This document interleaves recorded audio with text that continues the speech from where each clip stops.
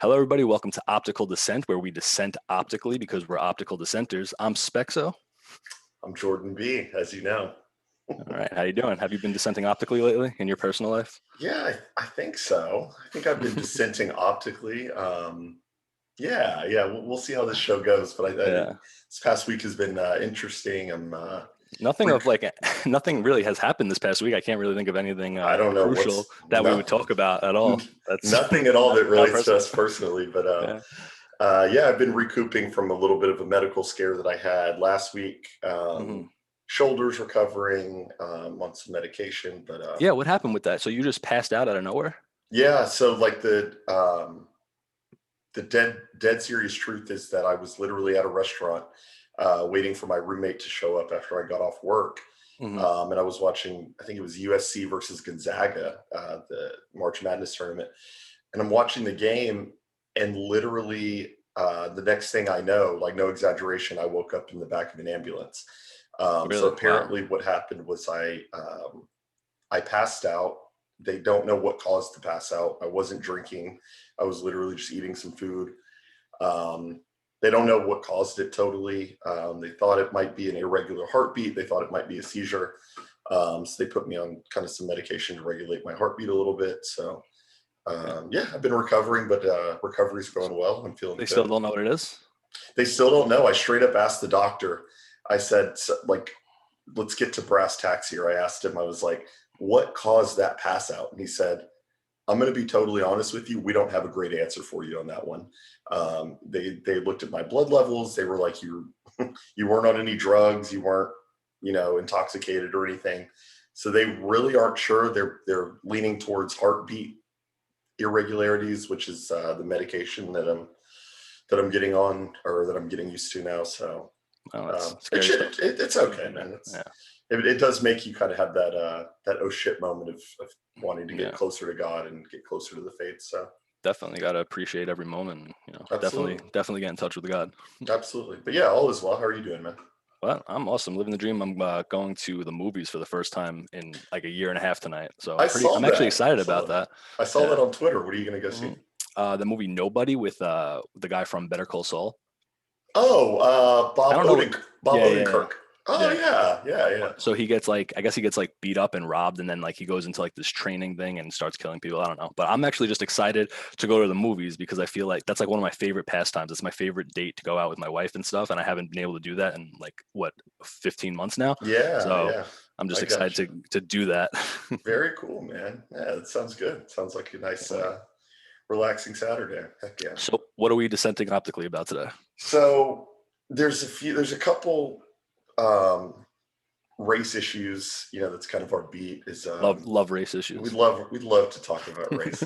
There's a couple of race issues that have kind of popped up in the last couple of weeks. We haven't done a video in about 2 weeks, I don't think. Hmm.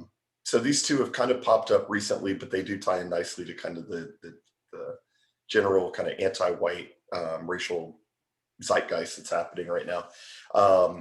The first one that's funny to me is the anti-Asian hate thing.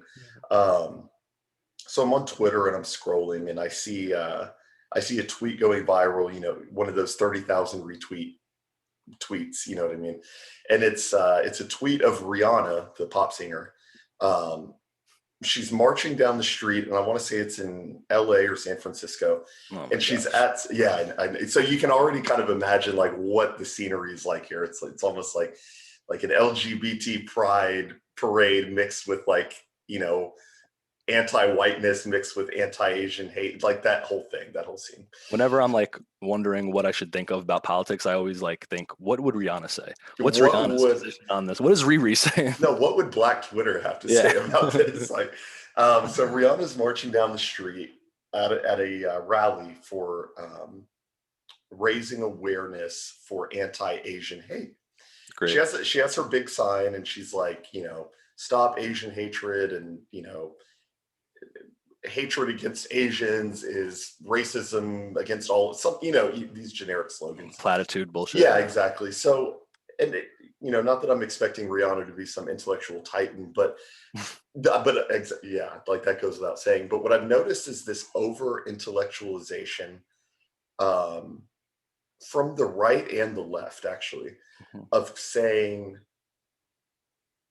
anti-Asian hate, that there is anti-Asian hate happening, and that I guess the Republicans' messaging is like blacks are the real racists for attacking Asians, and then the left is like, oh, stop Asian hate, and then their conversation ends there Well, they're because they blaming it don't. on whites. They're blaming Exactly, Asian hate on because whites. they don't want to talk about who's doing it. So then, and then also you get like almost like weird third positionism from someone like Tariq Nasheed, It's fake. It's set up. who genuinely believes that the anti-Asian hatred, or like that these crimes perpetrated by black people against Asians Set up. are like false flags or Yeah, yeah. something, and that like black people are wearing like, or that white people are wearing blackface while attacking Yeah, Asians. and any crime committed by black people is a complete psyop. Remember Exactly, that? Do you remember it's that all meme psyop. where it was like white people are going to Chicago wearing rubber masks? I It's saw like, that and literally people was like, yeah, perpetrated on Facebook.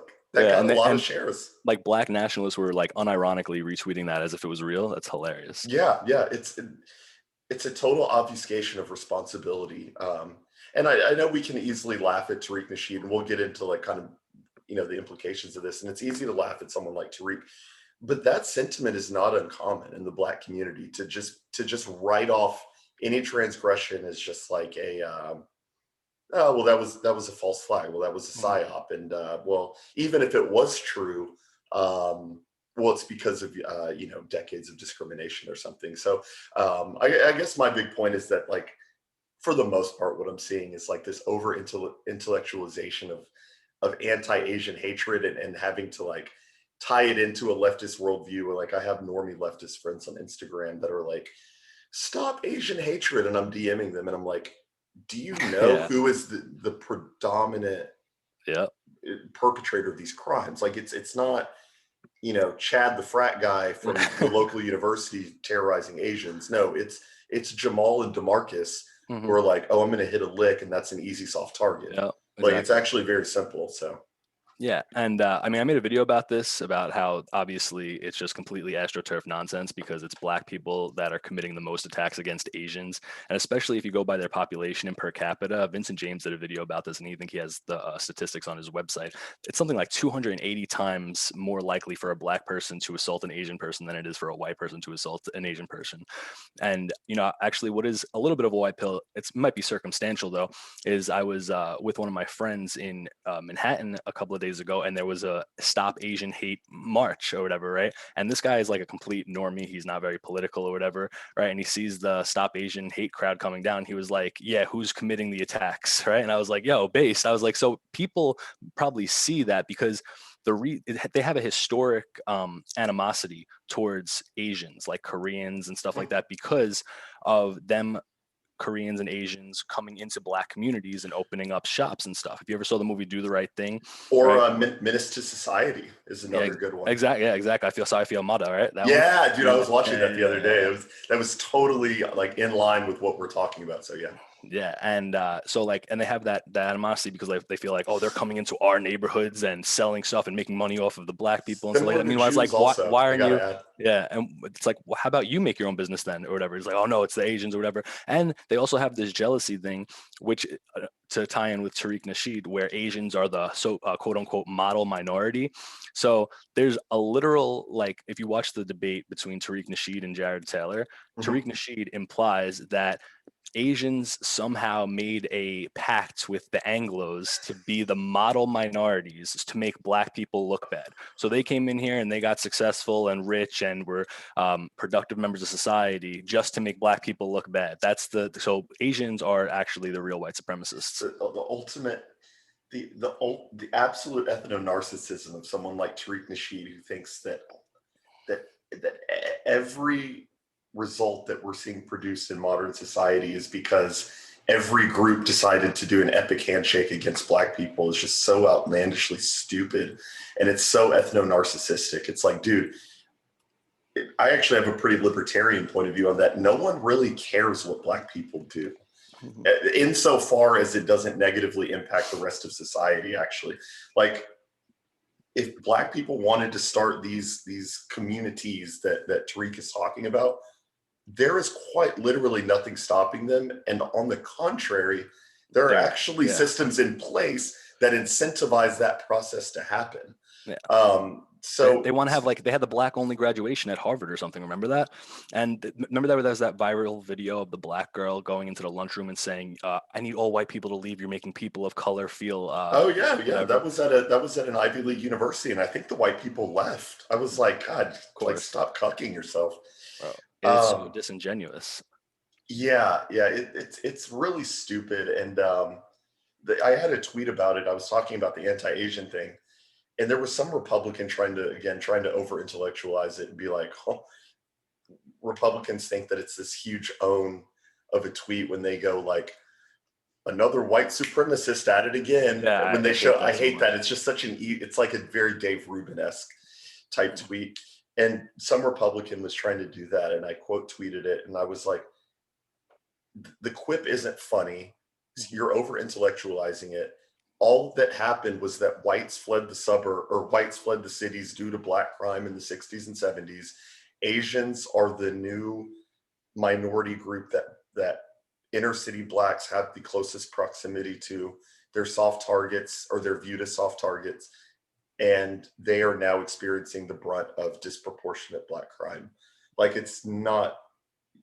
there's not some deep analysis that needs to go on past that. I mean, yeah, you can do the sociological thing like we just did of the jealousy, but again, the Brooklyn Jews are experiencing the Yeah. same thing. Not that I'm showing for Jews here, but you know, Jordan, not again. No. yeah, I know, right? I know, not to cause more drama, but Yeah. yeah, yeah. I just think it's diversity plus proximity equals high crime. It Yeah. doesn't need to be that complicated. And them saying stuff like, "Oh, look, it's not, it must be the white supremacist attacks," like, because it's obviously not a white person doing it. Them saying that is pretty much the equivalent of like, "Oh, look at the liberals being hypocrites," you know. And it's like, okay, you're saying these things and then you're patting yourself on the back, but then you're doing nothing else about it, and the conversation ends there. And it's like, "Oh, it wasn't a white person."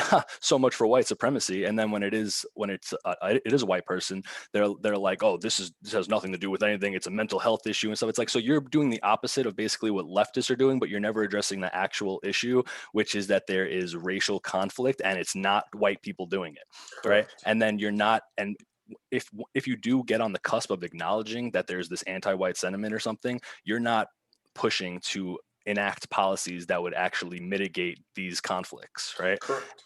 And what sucks is that these Asians, especially the Americanized Asians that have been here for like two or three generations, and they're not like the mom and pop shop owners or stuff who are actually pretty racist. They've been Hmm. so Americanized that they could see all of this going on with black people attacking Asians and stuff, but they'll still be waving "Stop Asian Hates" with the implication that it's white people attacking Asians. That's always the implication too, is that anytime you say the word hate or racism, it, the assumption is automatically that it's white people perpetrating like these evil hate crimes. And then when you really break down the stats, and Vince James is like he's like the meme of like the perfect person who does this.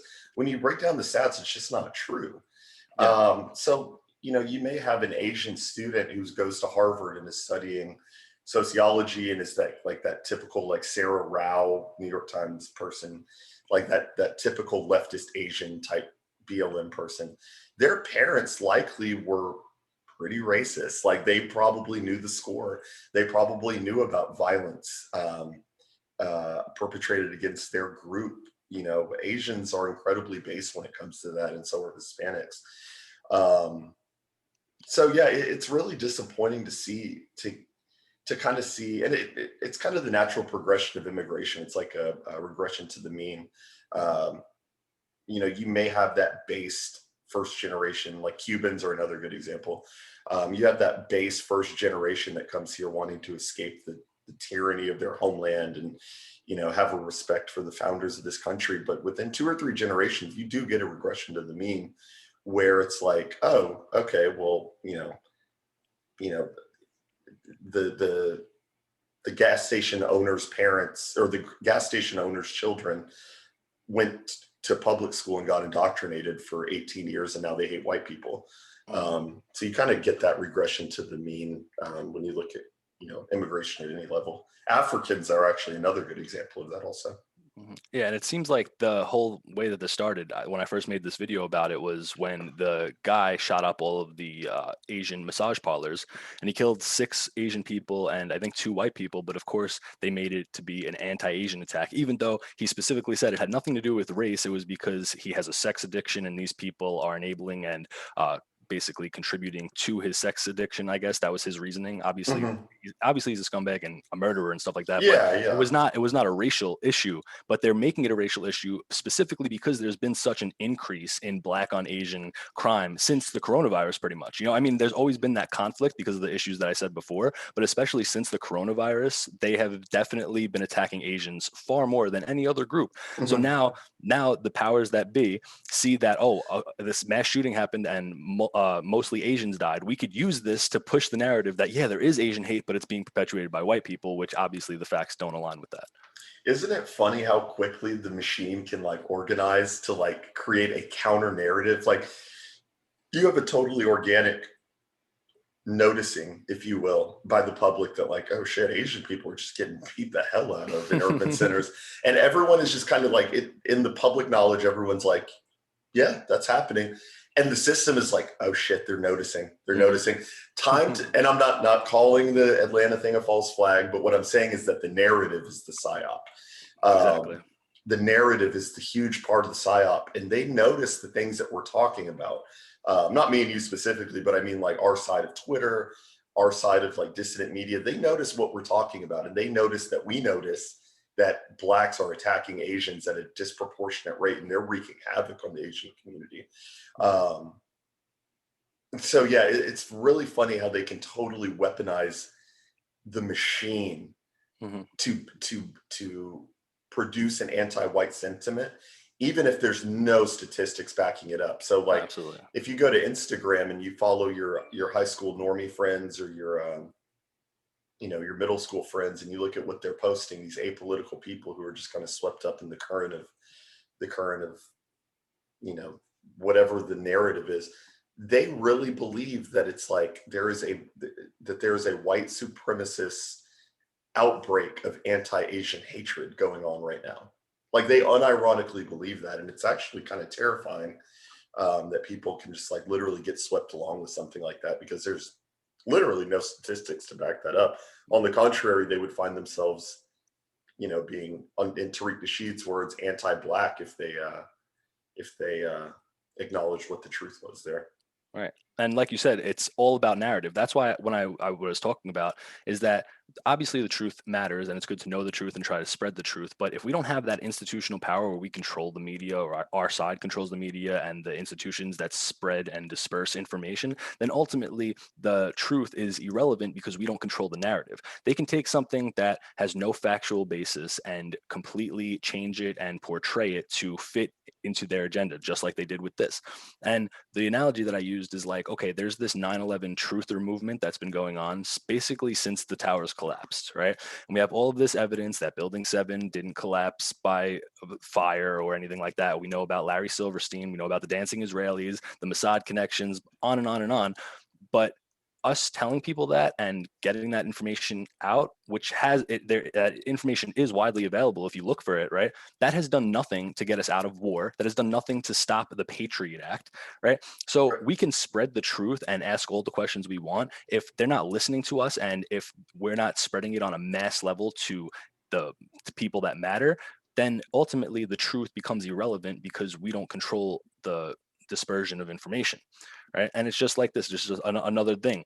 A guy can kill a bunch of Asians and 2 white people and say that it has nothing to do with race. It's because of a sex addiction. And they can twist it and be like, no, no, no, this is because you're a white supremacist and we have to stop white supremacy, blah, blah, blah. But if it was like a Muslim or something like that, or if the races were multiracial victims or something like that, they would still twist the narrative to be about anti-guns, right? They would never do about like anti-Islam or Or they anti-Jewish. would say that the shooter was subject to Islamophobia and xenophobia, and therefore the sociological reaction to it was natural that he got violent. And more people become white when they do something wrong. What I mean is like Oh yeah. with the Arab guy, right? The Mhm. Arabs are people of color. But when they go on mass shootings, and you'll see people going, well, actually, Arab is technically white. And it's Oh like, yeah, oh yeah, yeah, well, he yeah. was white passing. Right, right. It's the Ann Coulter test. It's the longer they take, the longer the meat. I think she coined this phrase, like this Yeah, this test, but it's law of culture or beautiful. something. Culture law. Yeah, Yeah. yeah. The longer the media takes to announce the race of the suspect, Mhm. the more assured you can be um, that they're white, I Not white. guess, or that they're The that longer, they're yeah. not white. Yeah, If they, exactly. because when they are white and they know they're white, you have their family information, their name, age, what video games they liked, how big their underwear is in 2 seconds. You know what I'm We saying? knew When we it's knew we knew black, they just about memory hole it. Yeah. we knew about Adam Lanza's entire family history the day Sandy Hook happened. Which not yeah, Adam Lanza. Yeah. Yeah, yeah, we know about that. Yeah. So yeah, yeah, I think we could probably table it there. I think that's just interesting how even something like black on Asian hate, we're going to get more of that as America gets more diverse. I think you and I both know we're going to get more of these spats, as more diverse groups come in closer proximity.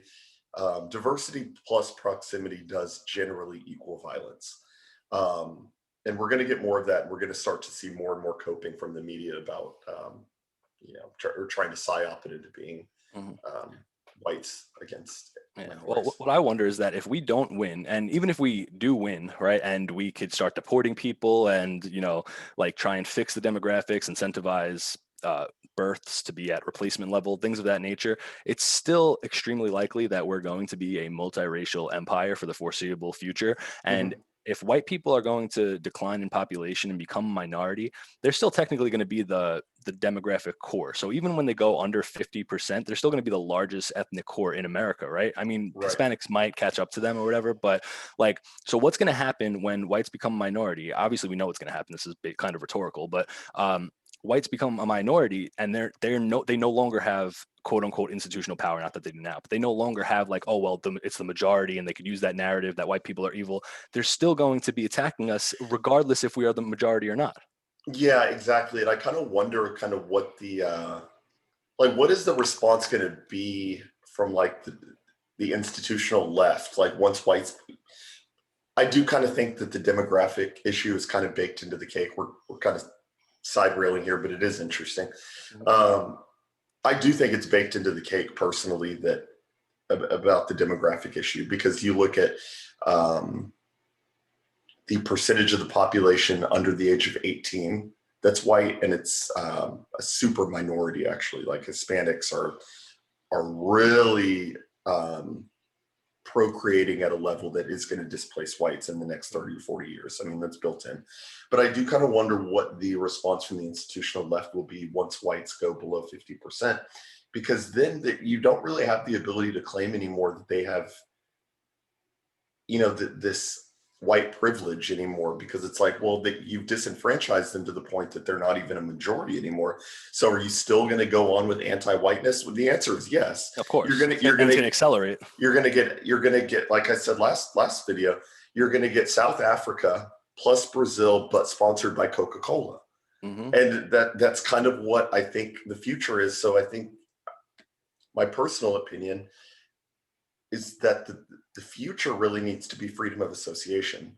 Um, I really see that as being the only way going forward, because as it sits right now with current association laws, if you add in the demographic factor of whites representing the demographic number that they have in South Africa, that will not work here. That No. it'll get violent quickly.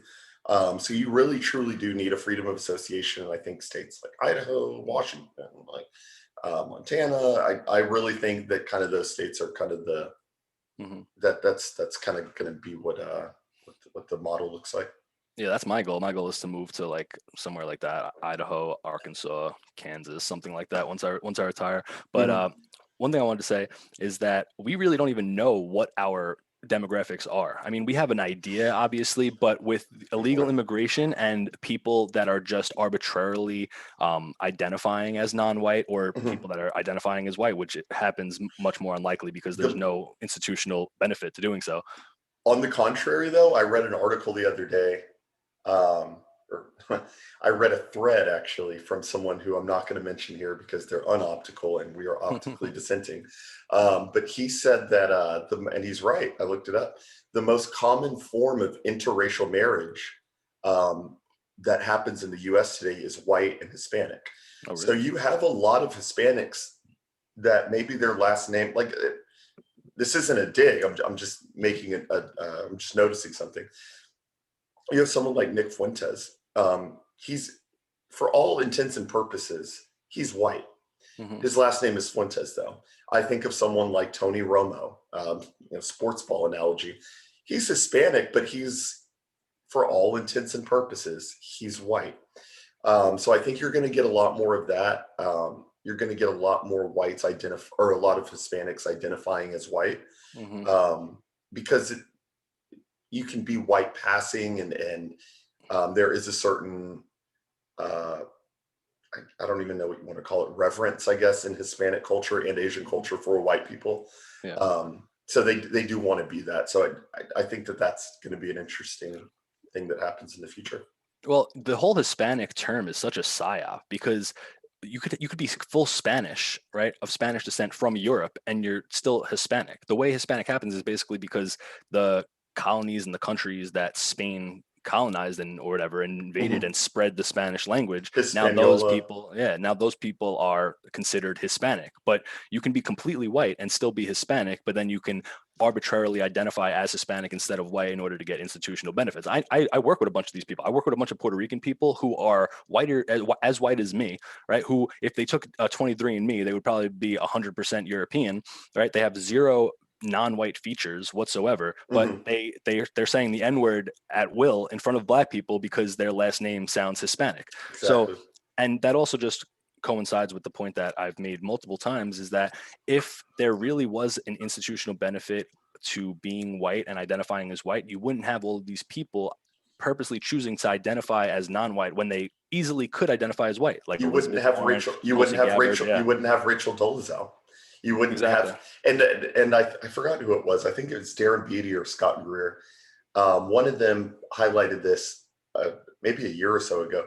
They said that you're going to start to see more and more academics and like professional HR level people start to highlight the non-white aspects of themselves. So you could easily see a situation where like a total WASP woman with, the whole look, you know what I mean? The WASP HR manager woman could easily say, well, I'm 3% Ashkenazi.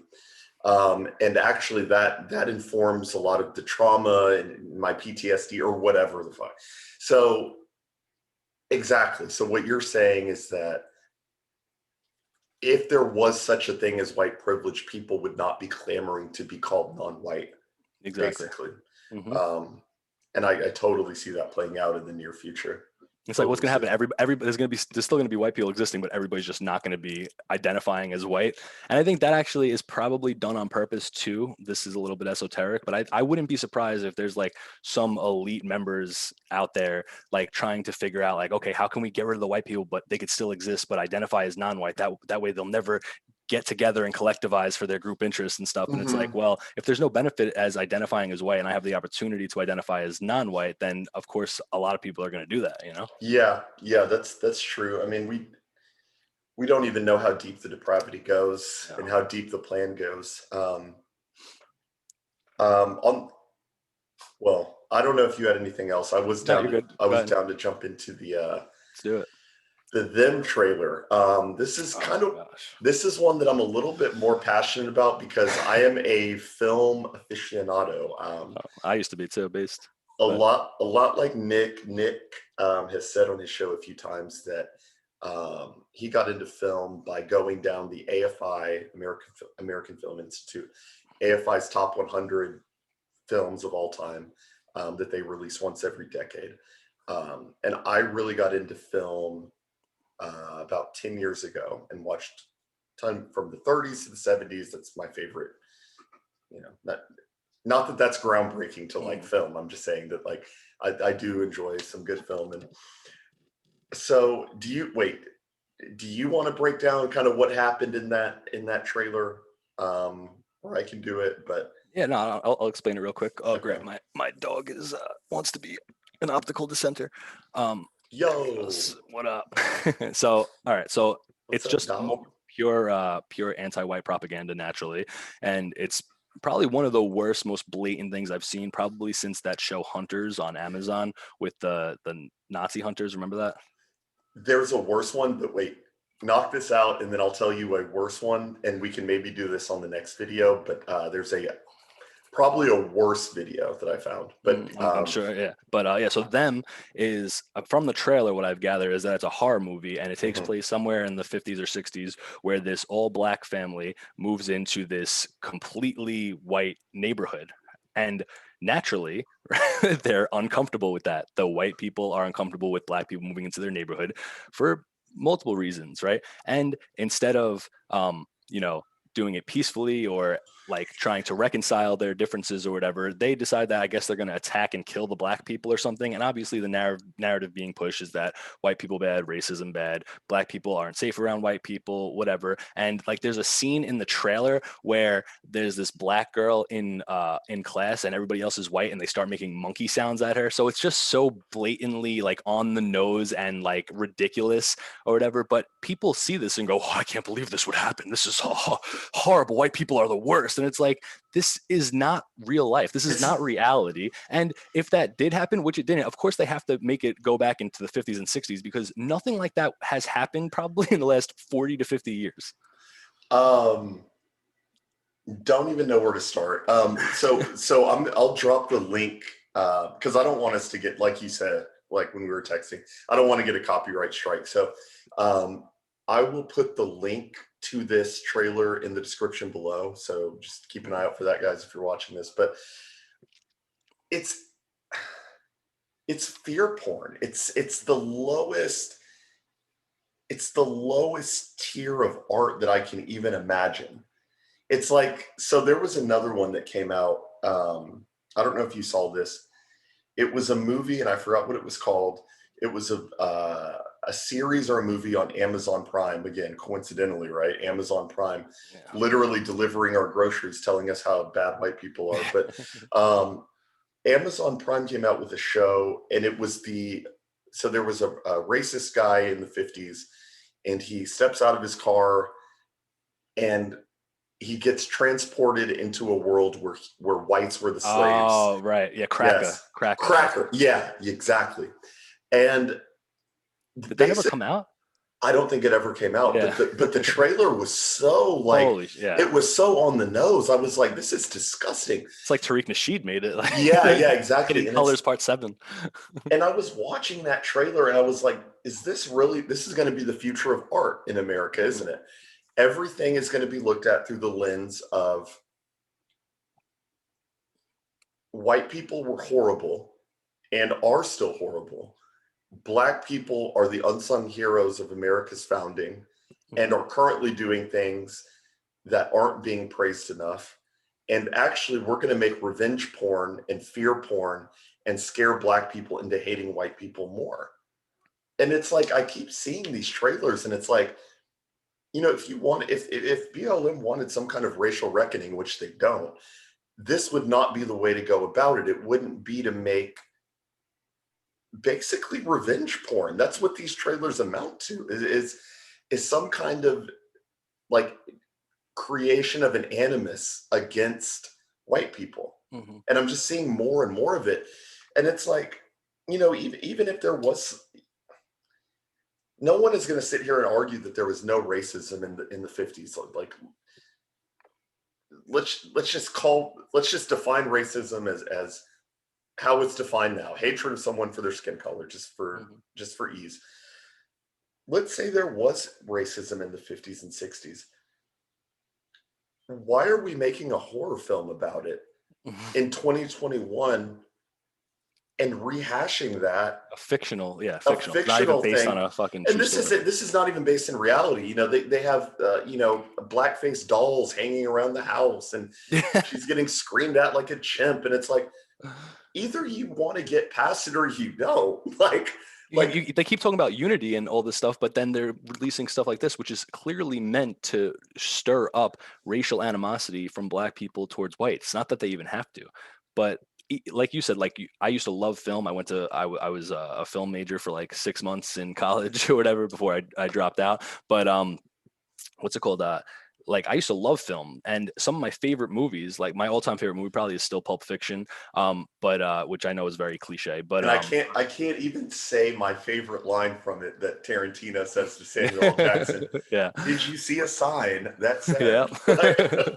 But and you know that's probably like part of a psyop too. It's because like if you like you listen to Quentin Tarantino, he's like the biggest cuck in the world with a foot fetish, probably a pedophile. And he says, and he's like, well, this is how people talk, and you know, I'm not trying to trivialize racism. I'm trying to show how people can just think it's okay to be casually racist. But that's another story. But then I also liked Well, his like mom mom exclusively dates was with blacks, black right? Yeah. guys. Yeah, and his bio father was not in his life.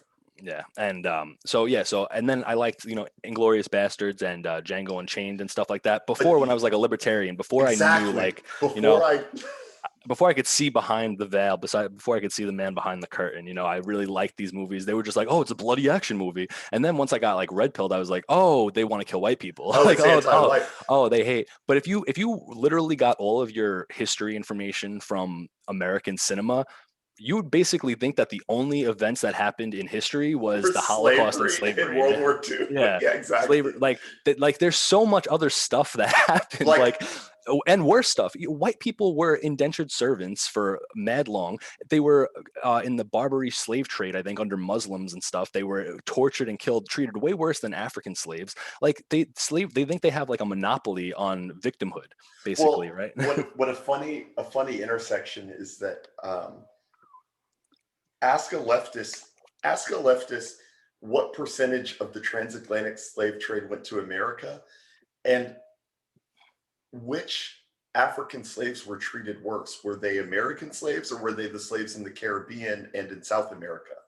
Because in South America and in the Caribbean and in the Middle East, they got their balls cut off, so they couldn't procreate. Yep. They were murdered by the tens of millions.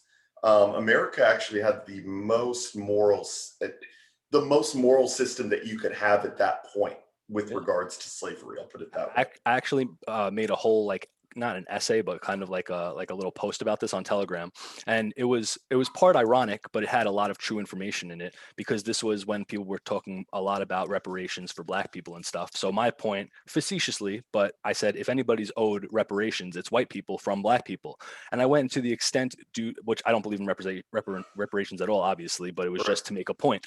So I used a bunch of different peer-reviewed actual sources, right? And I talked about how the slave trade in America was far more, like you said, moral and humane than literally anywhere else in the world. I'm going to kill my dog. He's shut up. So they, and people think like, oh, well, they just like tortured and killed slaves. First of all, it was like 7% of people in America owned slaves. It was not like a big, I think it was even lower than that. I read 4, but yeah, I got you. There you go. So, and the slaves were expensive, and they were basically given to people or sold to people that were like aristocrats or higher class or whatever, and they put them on plantations and stuff. And they brought them to church. They let they had more 2-parent households than they do now. And obviously, I'm not shilling for slavery or anything like that, right? But that's not the point. It's just that there's nuance to the entire issue. Exactly. And like people want to say like, oh, well, they beat them and they tortured them and all of this stuff. And I'm sure there was circumstances where there was just like psychopaths and people who treated them bad. But you have to look at it like how they looked at it. They looked at Black people and slaves as tools, right? They're not going to hurt their tools and make them. If you bought a $10,000 tractor, let's say. Yeah, you're gonna hit it with a hammer every time. But you're just gonna beat the shit out of the tractor with a hammer all day because you hate the tractor.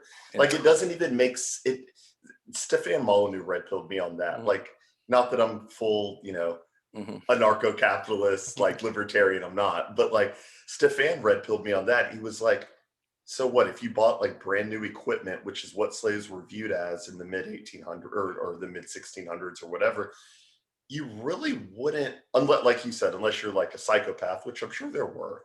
But for the most part, I really don't think that the Django situation played out Never. They never Like bought it's, slaves and made them fight them and stuff like that. Like that is such an insane I'm thing. sure that happened at one At point, but very, like, if it did, it is negligible, right? And they said, and I remember reading an article that they had no proof that that ever happened. It was just for the movie and stuff. But even if it did, it was negligible. That's not what slaves were made for. Secondly, the slaves that where did we get the slaves from? People think that we just went to Africa and we're like, these people have black skin. We don't like them. Okay, we're going to no. enslave them. That's not how it happened. So Most of them. that's actually the argument from leftists that I get. So I've actually debated Mhm. IRL, like with leftist friends of mine, who are educated and they're not dumb, but like they're just misinformed. And I've asked them, I've said, so your contention is that America is evil because slavery. They go, yes. And I say, well, then how do you square that circle with the fact that that about the Barbary slave trade and the fact that slavery had existed for millennia before America even existed?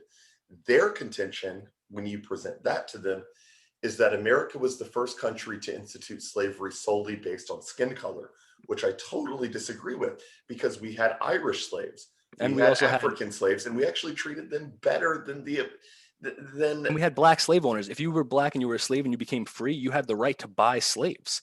There, I remember there was Don Cheadle. I think was that who it was. I don't know if it was Don Cheadle. I was watching some celebrity who was going through like some ancestry thing, and thought that he was going to find out that he was like descendants of slaves or whatever. He was actually He's descendants probably a of slave slave owner. owners, right? Black slave owners. All right. And what I was going to say is that in Africa and where we got the slaves from, if we bought the slaves from the slave owners, those slave owners who were also black or Arab, right, were treating them horrendously. Usually, if they couldn't sell those slaves, right, then they would just kill them. You know, Yeah, like, or when we went to Africa and we did it, and it wasn't bought from other slaves. It wasn't because, oh, they're black, we're going to enslave them. It was like, okay, these people don't have a written language. They can't make more than a two-story house. Like, all the facts, all the red yeah. pills. Jared Taylor actually woke me up on this issue. He said that he went to Africa in the 80s. Jared Taylor was in like, I forget the two exact countries. He was in Liberia and then one other country. He went to two countries. One of them was incredibly civilized and one of them was incredibly barbaric, but they bordered each other in Africa. I, it's a country that borders Liberia. Um, and he asked one of the locals, he said, so how do you explain the fact that that your country, the shitty country, um, it is decrepit and there's no infrastructure and things are bad here politically, but then your neighbor to the right of you or the east of you or whatever, everything is functional there. And he said that one of his wake up moments was when the person that he was asking that to, an African civilian, the African civilian said, well, that's a very simple answer. The country that's functioning better was colonized by the Europeans, Mm. and our country never got that. So actually in Africa, a lot of times that whole colonization and British, RIP Prince Philip, all this, the psyop of the British being this evil, maniacal empire, actually they brought Western civilization to India. They brought Western civilization to Africa. Were there abuses? Sure. But I think even Africans would acknowledge the fact that technology was brought to the colonized countries, and it was not brought to countries that did not actually have if you want to go so far, the benefit of being colonized. It was a benefit. It truly Yeah. was.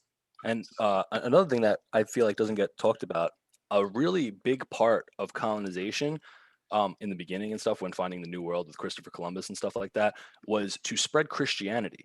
That was like one of the main things. If you look at Christopher Columbus's writings, a lot of people want to say, oh, he was secretly Jewish and had this agenda. No, he was like he was a Catholic, and he said that he felt that one of his missions was he was sent by God to spread the gospel to a new world, right? So you could say that like whatever, like, oh, we just invaded people and colonized all these places, right? Well, if we went with a few hundred boats and stuff and we were able to take over massive amounts of countries at ease, what does that say about us? We didn't take over Asia or anything like that. We took over these indigenous countries that didn't have civilization, and we civilized them and brought them Christianity. Yeah, So you're welcome. Like, yeah. I mean, and I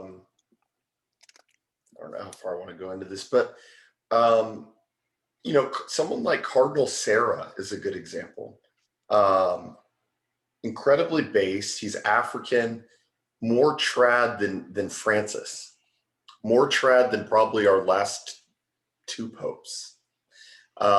Nigeria is incredibly Catholic. There are incredibly. What about Cardinal? Yeah, Cardinal Sarah, the black cardinal. He's really based. I like that guy a lot. I think he just retired, right? Yeah, he was. That was weird. Yeah, that's Catholic esotericism there. But yeah, he was allowed to resign. So I guess when a cardinal hits age, I want to say 75, they automatically throw out their resignation. Generally, the Pope, if they like the cardinal, will reject the resignation and say, no, you're good. In Sarah's case, Francis took the resignation and said, yeah, you're good to leave. Of course. So of course. And I mean, we don't have to go into that now. I want to go on let's go talk about that in my next podcast. But I mean, I remember there was this thing where like Africans were like making fun of African Americans on Twitter or something, and they were being racist towards Americanized black people, saying that like they're ghetto and that like they have no real culture and stuff like that. And like there was a back and forth. It was like probably a year ago or something like that. I don't know if you remember that, but it was really funny. So one of my dad's best friends, and we can probably jump onto a new topic after this, but one of my dad's best friends is from Nigeria. He's a Nigerian dentist. He, through whatever means, he immigrated here legally, blah, blah, blah. Very nice house in North Dallas. Like, he's living the life, and he's a Nigerian dentist. He thinks it's funny, and him and I talk politics all day. He's a huge Trump supporter. He thinks it's funny how African Americans base their entire identity around acceptance of white people. He thinks it's funny that there's this like minority community that their entire identity is based on, did that white man look at me the wrong way? Shit, man, this guy was rude to me today. It's like Africans actually don't have that. And I'm not saying that there aren't biological differences. Obviously, we agree there. But once you select for high IQ, this guy is like based. He's like, why do you care? Just live your life. And if you actually are competent at what you do, you will make money, and there's actually nothing stopping you. And he agrees that actually, on the contrary, the system is actually set in place to benefit you if you are competent and a POC. So I always think it's funny to talk to Africans in contrast to African Americans, because Africans, you will find them to actually be based and really dislike African American culture. Yeah, there's something about African Americans that is both a positive and negative quality. And I think we talked about this a little bit last time, is that they are like ethnically loyal, where they will pick that loyalty of their race over pretty much anything else, right? Whereas white people, their views are much more malleable, and they'll go against each other, and they'll, you know what I'm saying? So like, or they'll try and like be pathologically altruistic for other races and stuff, meanwhile going against the interests of their own race or whatever. So it's like I said before, is that it's good that black people have that, and I wish white people had that more, where they weren't constantly like actively trying to hurt their own group interests, but they're being led by people who are actively trying to do what's bad for them, for lack of a better term, you know? Yeah. So it's unfortunate, because the same traits that you like about black people, that kind of like ethnocentrism that you wish white people had, actually that's kind of what I mean when I talk about freedom of association. I want every group to have that. Yeah. That's not some self-hating thing. That's not a pro-black or a pro-white thing. I think every group should be pro their group. Like, hell yeah, let's do it. But the problem that I see is that you'll always have this class, like people like Tariq Nasheed, that anytime white people, not even explicitly but implicitly advocate for things that would benefit their group. You get people like Tariq Nasheed saying suspected white supremacist Banana says that the church is being infiltrated or something. Mhm. It's like there's always going to be that class. I don't even know where to put my finger on that one, but it's so pervasive in society that, and it's factual. Every group, and this isn't even groundbreaking. We know this. They prefer their own group. Every group is allowed to be pro their group, Except for white except people. for white people. Yeah. And it's actually like it's not even frustrating to me in the sense that white people can't do that. It's frustrating to me in the sense of logic.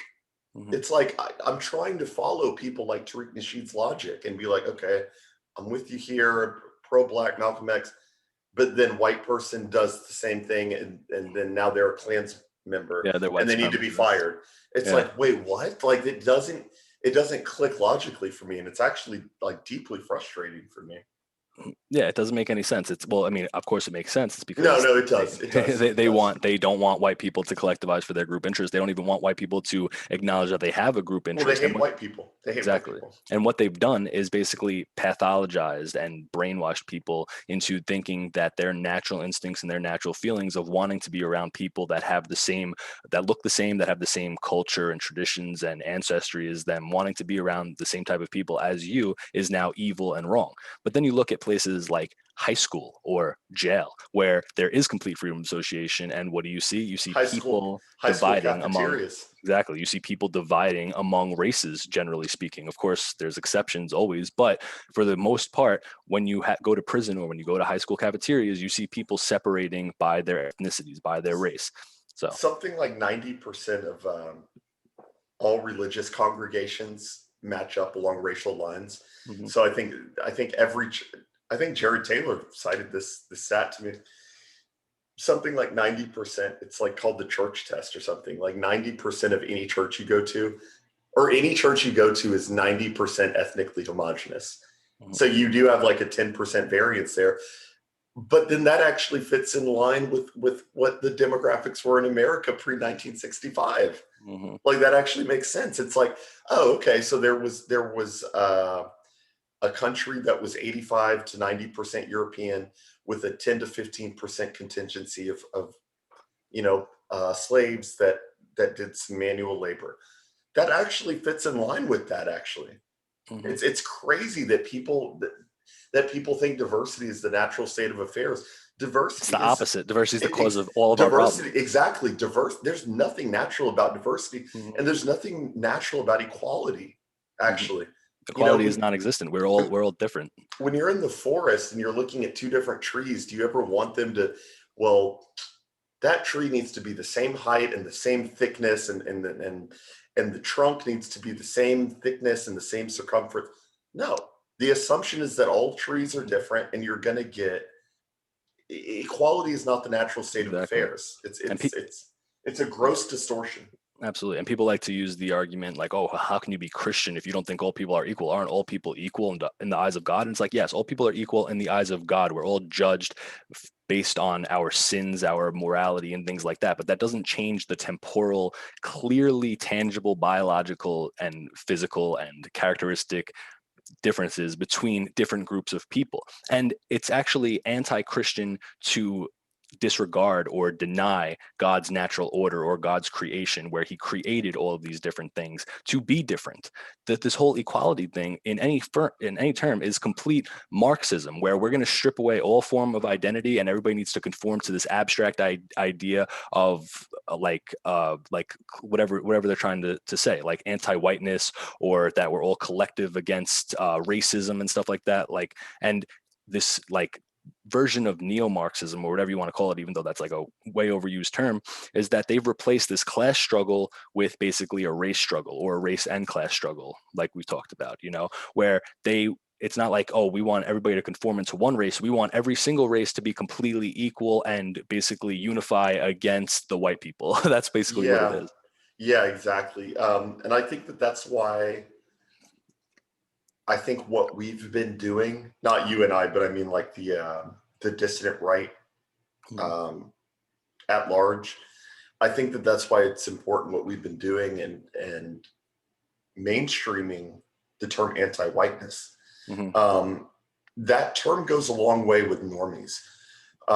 When you say anti-white, that clicks there's like a spot in boomers' brains or Gen Xers' brains that it hits. Because that's not a term that they're used to, because it's a way to frame racism accurately, not like we're lying. I mean, accurately. Yeah. It's a way to frame racism in a way that it's like, no, you're being discriminated against, boomer.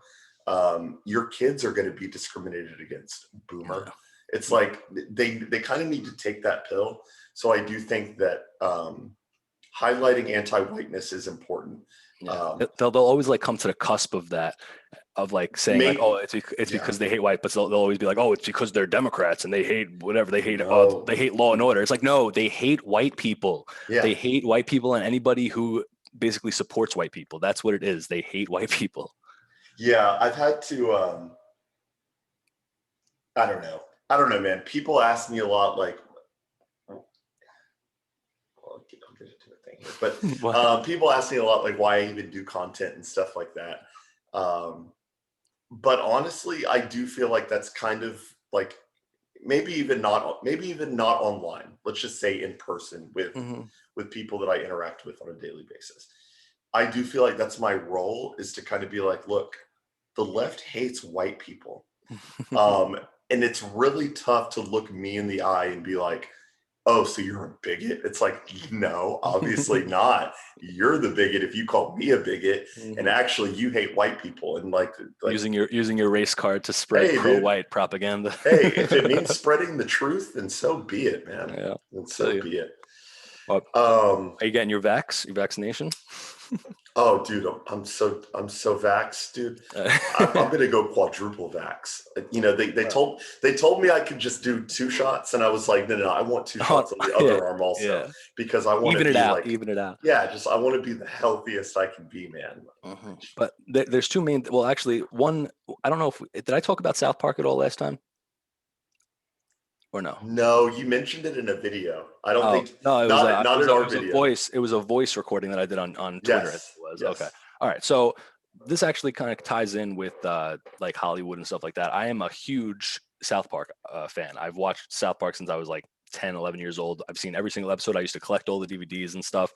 And obviously they are in Hollywood, and obviously the creators are not like based or anything like that. But what I liked about them is that they would always attack usually like both sides of an issue and stuff like that. And it's just another one of those things where like celebrities or things that you like end up letting you down because they end up becoming so out of touch with reality. And it seems that ever since Trump got into office and they did the whole Mr. Garrison thing, that for the most part, they've just been completely missing the mark, and it really like is upsetting. So then they did this pandemic special like a couple of months ago, right? Which was okay. It wasn't anything, but 2 or 3 weeks ago, they did this vaccination special. And the whole like thing about it is, first of all, being anti-Q, right? But really, when they're being anti-Q, they're being anti anybody who supports Trump, because they're just obfuscating and conflating Q people and Trump supporters or whatever. But also, they were basically making it like everybody is dying to get this vaccine. Like everybody is just like fiending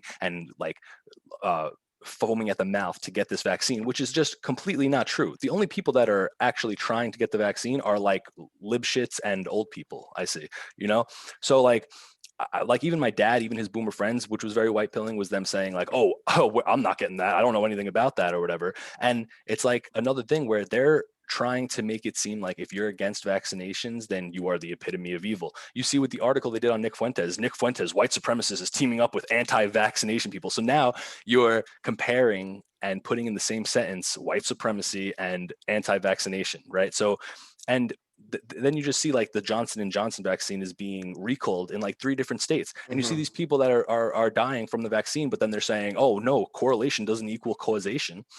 And it's like, why are we supposed to be like, like, oh no, we should just inject this poison into us and not care, even though it's only been made in 6 months for a mean virus? So 2 things. So one, I had my first encounter at work last week. So I went back to the office last week. I got the opportunity and I jumped at it because I like working in an office more than working from home. Went to the office, and one of the first questions I got asked by a coworker was, "Have you gotten your vax yet?" And I said, like I'm trying to Optically dissent. I'm trying to optically dissent at work. And I was like, put on my inquisitive face. I was like,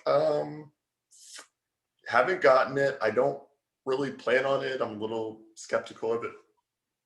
But then what I've also noticed, and it's going to be a really tough line for companies to walk to mandate this. I really don't see it happening. I think in the US, especially, it's going to be really difficult to implement a passport, a vaccine passport. I don't really see it I'm happening. not worried about the government. I'm more worried about private companies. Yeah, private exactly. It's going to be tyranny of corporations. Yeah, I agree with you. That's going to be difficult. But then also what's funny is that what I've encountered a lot is a lot of minorities have a natural distrust of the pharmaceutical industry. So the people that are until like Charlemagne tells them to get it. Yeah, well, exactly. And that's the problem. But what I've seen is that most of the people, like you said, that are jumping on the vaccine are shit libs. They're neoliberals in urban areas, and they're old people. Outside of that, Black people really don't want the vaccine.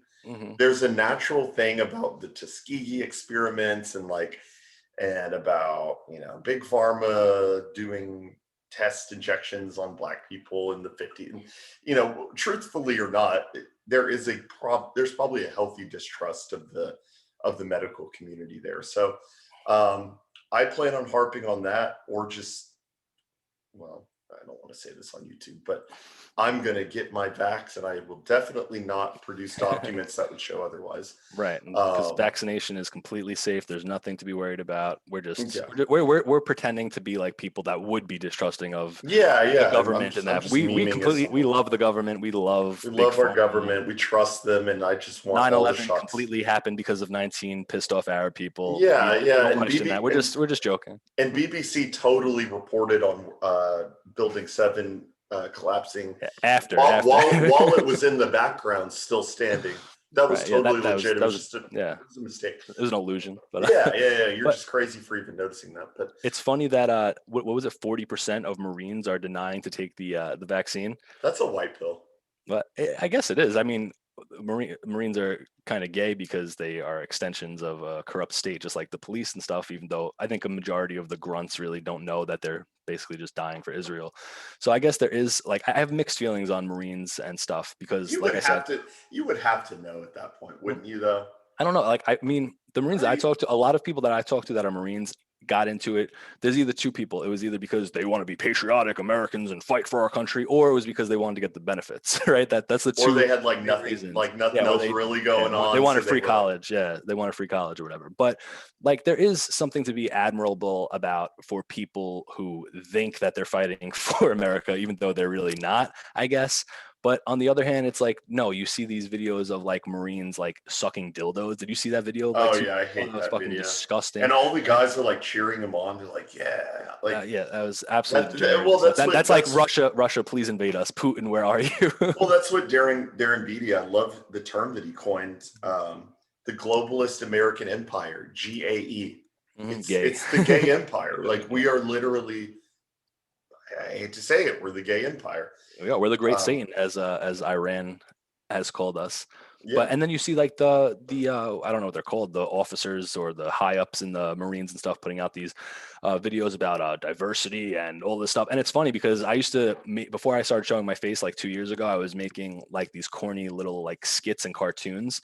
So all I would do is I would take a picture and then I would make the mouth move or whatever using some type of app or whatever. And I made a skit that is really cringe and kind of corny, but it completely went true. And it was an officer talking to a grunt, and he's like, "Are you ready to get involved in a war in a country based on a terrorist attack that happened 20 years ago, but has nothing to do with the country we're currently in. Sir, yes, sir. Are you ready to fight beside your transgender mixed race lieutenants or whatever, and have them have your back in the line of duty? Yes, sir. It's like, are you ready to get post-traumatic stress and never be able to be around a refrigerator with an ice machine again? Like stuff like that. And I was like, but that is completely true. And then it's like, oh, go get ready for your diversity training. And it's like, what is going on? Like, how is that helping like protect American soil? Yeah, and it's really sad because you look at a lot of and Nick talked about this the other night. You look around at America, like just when you're driving around your local street, like it doesn't take deep analysis. You look around at the places we live here in America, we are no longer a country that can produce great works. Mm-hmm. We're not a country anymore that could create the interstate system that we created under Dwight Eisenhower. Like we couldn't do that anymore. Yep. We can't even create. A good example here in Texas is we've been talking for about 5 or 10 years about a light rail, a bullet train system like they have in Japan that would get you from Dallas to Austin or Houston within 30 minutes.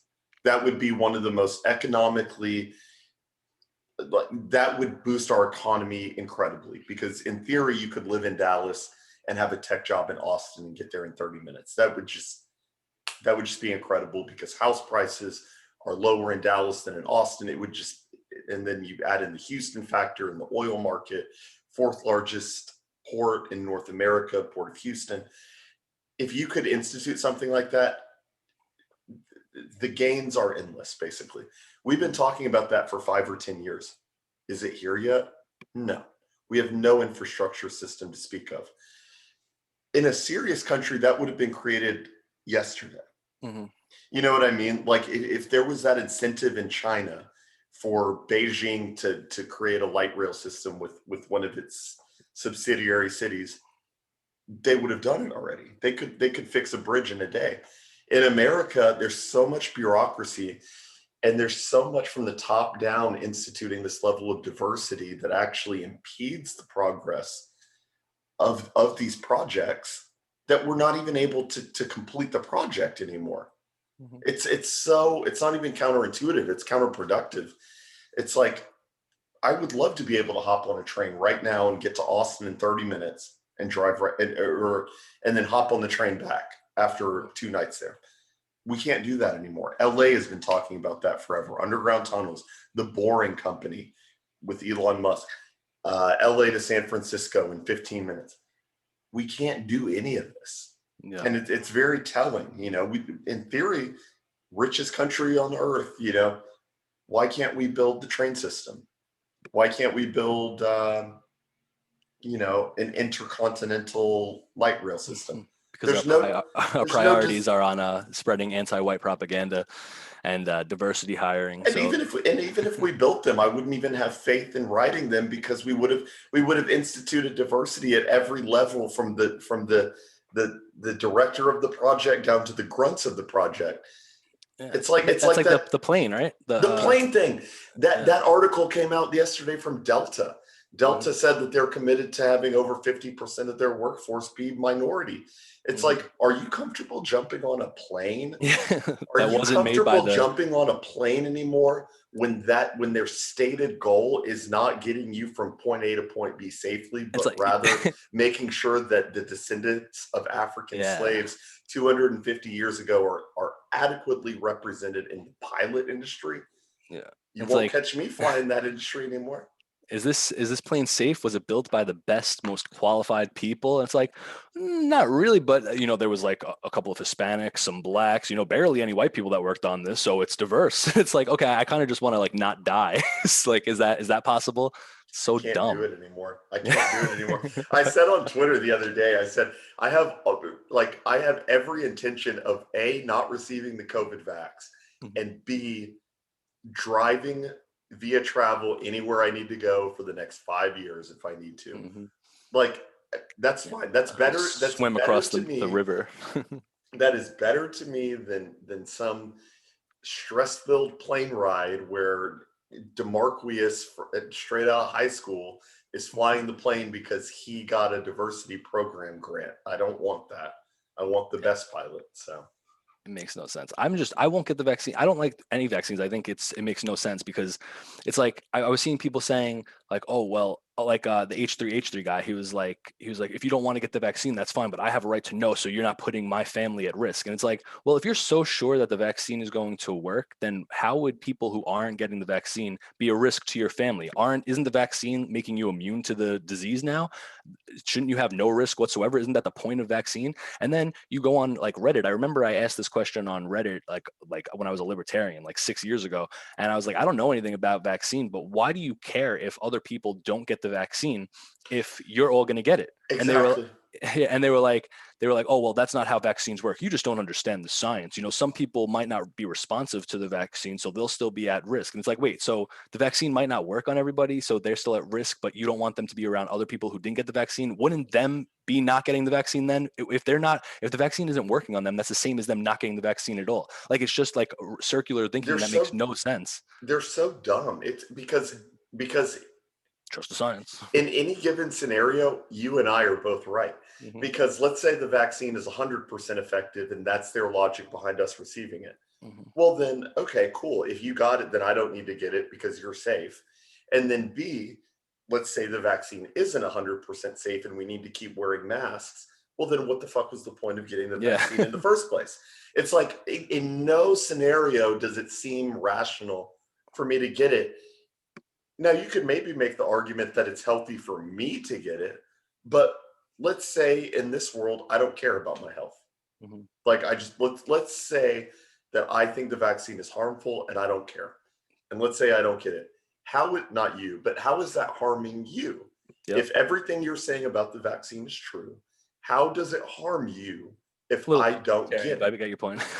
That's kind of a libertarian point, but I get your point. Like if there was something that was good and to benefit the society, obviously I would be in favor for it. Yeah, I'd be in favor of it. In this but instance, I actively believe the opposite with this vaccine, though.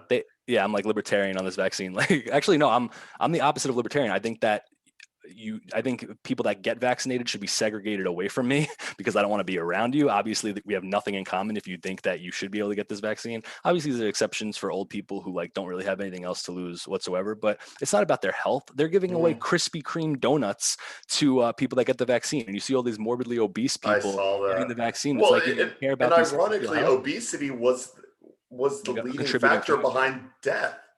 Yeah. Exactly. So it just makes absolutely no sense. And it's like, what is really the negative implications of getting the vaccine is that you could be putting poison in your body that you don't know the long-term effects of. You could sterilize yourself. You could straight up die like some people have already, and that they're not talking about, and that they're banning anybody for even considering mentioning that or implying that. I would never imply that. I'm playing a character right now. But you would never. And what's the positive point of taking a vaccine? You might become immune to a meme virus that has a 99% survival rate, and then you still have to wear a mask and do all this retarded regulations when you go out. It makes no sense. Then you're going to get a passport that says that you were vaccinated, and that goes against HIPAA laws or whatever. And like, it's just we live in hell world, and it's just getting worse. And sometimes nightmares are better than the reality. 100%. I love, that's my favorite Nick clip of all time.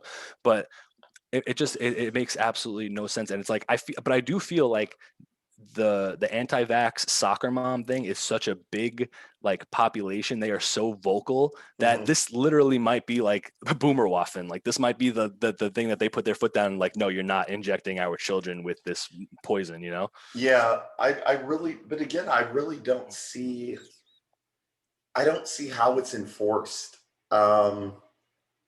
Well, you can't come to our grocery store if you don't show your vaccination thing. You can't do this. And it's like, are people really going to be willing to fight, or are they going to? Do they have the technological ability to really institute that QR code? Like, if some random business comes out with an app, look at the app that all you have to do is you buy the Square thing, right? And it's a credit card machine. You could turn your iPad into accepting credit cards for anything, right? Man, like, don't quote me on this, but I'm on video, but don't quote me on this, but I do feel like that is kind of the line in the sand for the American people. I hope so. I feel it. I feel it, man.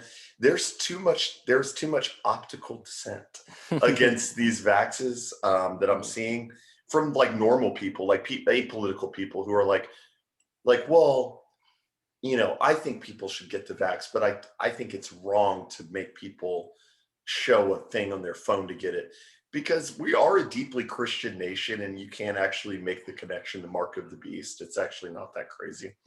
Um, I don't know, man. I don't have a super stringent stance on that, but I get the feeling, at least, that people aren't really willing to just be like, okay, I'll get the QR code, and like, there's something out there. There's something out there. I hope so. But you look at everything else that we've allowed to happen. I know. Right. And it's like, I hope that this is the straw that breaks the camel's back. But I feel like if people haven't done something by now, there's never going to be like some type of mass rising up. You know what I'm saying? I know what you're saying. I mean, I hope so. Like I said, I'm going to do everything in my power to never take the vaccine, no matter what. I have no intention. No matter what it is, right? And I have normal friends too that have basically said the same exact thing. I have a very religious friend who isn't even really political, but he's super Catholic and stuff like that. And he's like, I'm willing to die to not get this vaccine. Like, you know what I'm saying? Yeah, so like, there's something about it that feels satanic. Can't put my finger on it, but usually those are my best inclinations. Yeah. The ones that I can't put my finger on. Something feels off about it. It feels rushed. It feels gross. It feels like an unhealthy attachment to the physical world and wanting to return to normal. That's not a healthy standard at all.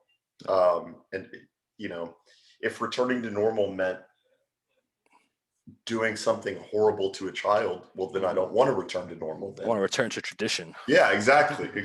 I want to optically dissent while returning to tradition. Yeah, I think that's good. I think we're hour good. 16. All right, awesome. Hour 16, really? Hour 16. It's a good one. It's a good one. Yeah, but that's awesome. All right, so obviously, as always, if you're watching it on my channel, Jordan's information will be in the description. I'm sure he'll do the same. Anything else you want to say? No, I think we're good. I will talk to you on the timeline today, because there's definitely nothing going on the timeline. So I'll talk to you on the timeline. Jordan B videos on Twitter. Speckzo, you know where to find him. Contact info in the description. I'll talk to you later, bro. All right, see you later. Bye. Later, man.